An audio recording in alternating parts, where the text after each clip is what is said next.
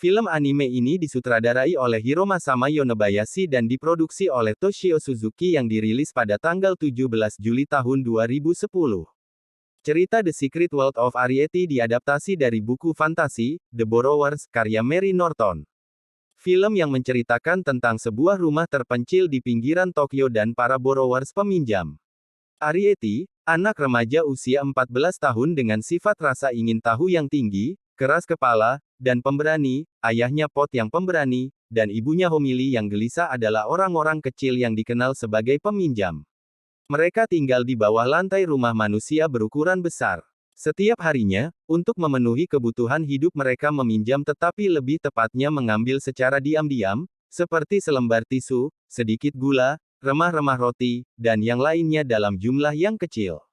Namun, mereka tidak pernah mengambil barang-barang di rumah itu, agar keluarga Bibi Sadako atau pembantunya Haru tidak curiga.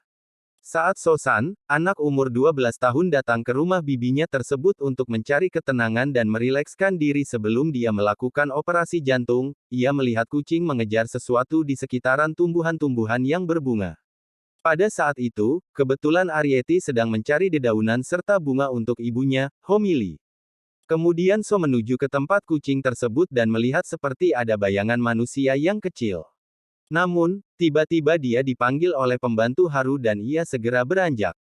Arrietty berlari dengan cepat ke rumahnya agar tidak ada yang melihatnya. Malam harinya, Arrietty dan ayahnya melakukan peminjaman ke rumah Bibi Sadako dan membawa segala perlengkapan mereka. Ini merupakan peminjaman pertama Arrietty. Setelah menempuh perjalanan serta petualangan yang berbahaya yaitu menghadapi binatang-binatang seperti kecoa, akhirnya mereka berusaha untuk mengambil gula Kyuup. Barang selanjutnya yang akan mereka pinjam adalah tisu. Tisu yang mereka ambil tersebut berada di atas meja sebelah tempat tidur So. Pada saat itulah, So terbangun dan melihat Arrietty. Dengan cepat Arrietty berusaha untuk kembali dan tidak sengaja ia menjatuhkan gula Kyuup yang telah diambil. Mengetahui keberadaan mereka telah diketahui oleh manusia, mereka berencana untuk segera pindah. Namun, So ingin sekali berteman dengan Arrietty dan memastikan cerita ibunya tentang manusia kecil tersebut adalah benar. So merasa iri melihat Arrietty yang tinggal bersama kedua orang tuanya. Saat hujan deras mengguyur mereka bertemu dengan Spiller dan ayahnya.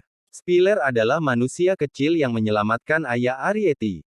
Mereka kemudian menyadari bahwa spesies mereka masih belum punah.